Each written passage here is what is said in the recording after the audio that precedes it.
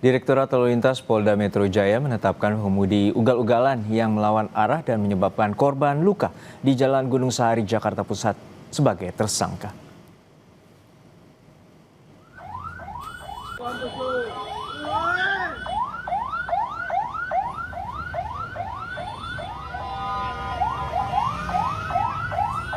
Dari hasil penyidikan ditemukan unsur kesengajaan mengendarai mobil dengan membahayakan orang lain dan menyebabkan korban luka.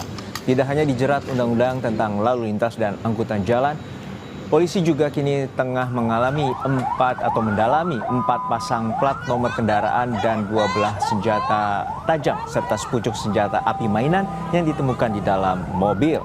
Hasil tes urin tersangka dinyatakan negatif mengonsumsi narkoba.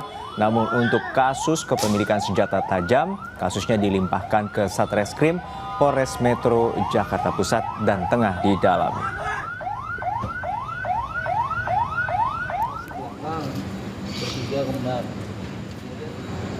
Pemeriksaan sampai tadi subuh, termasuk penggeledahan terhadap kendaraan, ditemukan ada 4 pasang TNKB diduga palsu.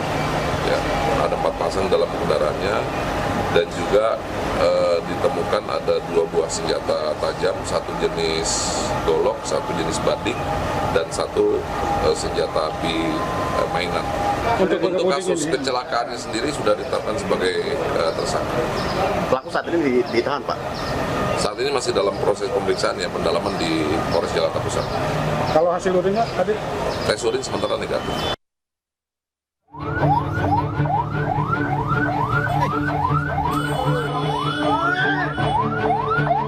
Aksi kejar-kejaran di Jalan Gunung Sahari, Jakarta Pusat terjadi antara anggota Satlantas Polres Metro Jakarta Pusat dengan pengemudi mobil. Berawal dari polisi yang mencoba memberhentikan sopir yang sudah mengemudi lawan arah. Bukannya memberhentikan kendaraan, sopir justru melaju makin kencang.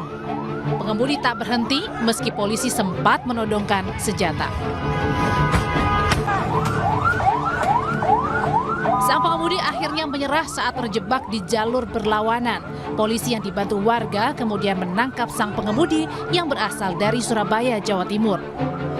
Petugas kami yang sedang berpatroli mendapati perilaku dari pengendara yang tidak lazim. Ya, di tengah kepadatan ibu kota di sore hari, ada pengendara kendaraan yang mengendarai kendaraan dengan tidak sebagaimana mestinya, dengan kecepatan tinggi, dan diketahui ataupun diduga TNKB yang digunakan juga tidak sesuai dengan peruntukannya. Sang pengemudi mengaku panik diberhentikan polisi karena tidak memiliki SIM. Saat kejadian, pengemudi yang diketahui bernama Hafidz Mahendra ini mengatakan saat kejadian sedang bersama kekasihnya menuju Ancol. Karena saya nggak bawa SIM, nggak punya SIM sama nggak bawa STNK. Tadinya saya takut sama polisi, pokoknya ditilang. Nah, itu bisa lawan arah karena memang nggak tahu jalan atau gimana? Nggak tahu jalan dan Emang dari mana? dari Surabaya terus ke Karawang menuju ke Ancol sama pacar saya. Karena udah lawan arah, Pak. Udah lawan arah udah nggak bisa berhenti. Terus Karena panik atau apa gimana? panik banget. Akibat kejadian, sejumlah kendaraan mengalami kerusakan cukup berat dan mengakibatkan korban luka. Polisi saat ini masih memeriksa sang pengemudi. Tim Liputan, Kompas TV.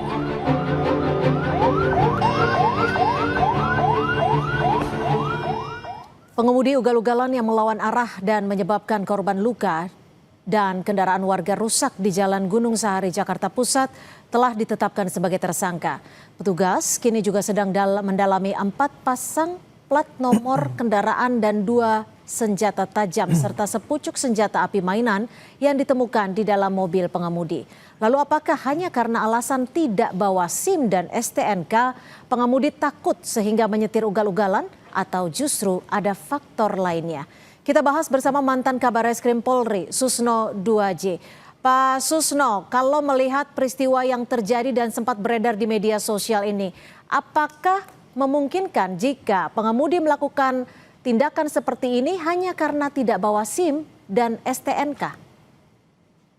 Bisa jadi ya, lebih besar daripada itu ya. Jadi tapi untuk mengamankan mobilnya dan mengamankan tersangka atau menahannya, kenakan dulu pasal itu sudah kena ya, tetapi nanti harus didalami lagi. Satu, kenakan undang-undang senjata tajam ya, yaitu undang-undang darurat undang-undang 12 tahun 51 pasal 2 ayat 2 itu ancamannya 10 tahun ya. Kemudian terkait dengan senjata api, betul mainan atau senjata api benaran atau senjata api rakitan ya. Kalau itu rakitan juga tergolong senjata api. Yang berikut juga harus diselidiki lagi kendaraannya, mobilnya itu kan menggunakan empat atau 3 tanda kendaraan bermotor ya, itu berarti palsu. Nah kalau palsu dan dia katakan tidak bawa STNK, jangan-jangan ya kendaraan juga adalah hasil kejahatan, kendaraan curian, maka dia bisa dikenakan juga, yaitu entah sebagai pelaku pencurian kendaraan, entah sebagai penada, entah sebagai apa, didalami juga. Nah kemudian penggeledahan di dalam mobil harus lebih teliti lagi.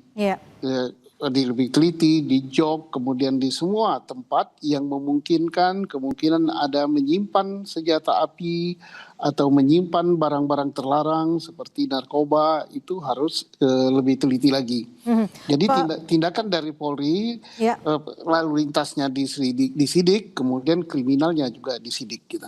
Ini kan indikasi dari barang-barang yang dibawa dan juga ditemukan oleh polisi, ini kan termasuk barang-barang yang bisa dikatakan bisa saja sebagai pelaku kejahatan berat karena ada senjata tajam, ada pistol mainan, dan juga plat nomor palsu.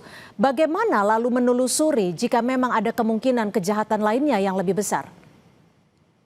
Pertama ditelusuri dengan identitas daripada pelaku ya, baik yang kekasihnya yang perempuan maupun si driver sendiri.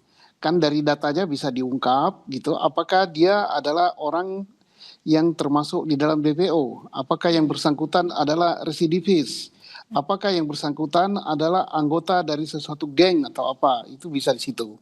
Yang kedua, bisa juga diselidiki dari kendaraannya. Kalau kendaraannya memang itu bodong istilahnya, nggak punya STNK, nggak punya plat nomor yang benar, tidak punya BPKB, itu berarti kendaraan gelap. Nah gelap itu apakah hasil dari pencurian atau hasil dari kejahatan apa? Dia sudah kena di sana.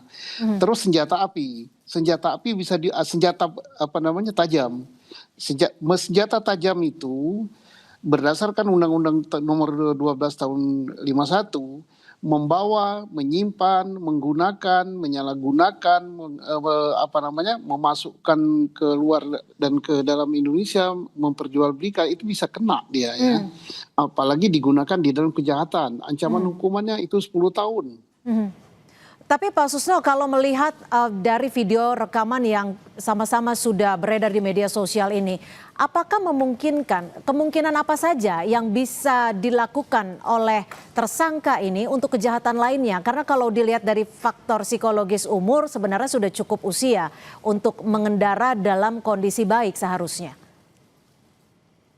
Ya, kalau memang betul hasil daripada pemeriksaan bahwa yang bersangkutan tidak dalam keadaan mabuk, tidak dalam keadaan mengkonsumsi narkoba, maka harus diperdalam lagi kenapa dia sampai melakukan ugal-ugalan nekat sedemikian. Gitu. Berarti ada sesuatu yang dia sembunyikan. Karena melawan arah, melihat kendaraannya kan berlawanan arah, kemudian menabrak kendaraan lain, kemudian mobilnya mundur menabrak orang lain juga, berarti itu ada sesuatu hal yang dia sembunyikan, bukan karena takut karena ditilang, bukan karena takut dengan polisi yang memberhentikan dia, berarti ada sesuatu. Makanya pemeriksaannya harus lebih mendalam lagi. Oke, ada sesuatu yang lebih besar yang kemungkinan saja disembunyikan oleh tersangka. Terima kasih mantan Kabar Eskrim Polri Pak Susno Duaji sudah berbagi perspektif di Kompas Petang. Selamat sore Pak Susno. Selamat sore Mbak Cynthia.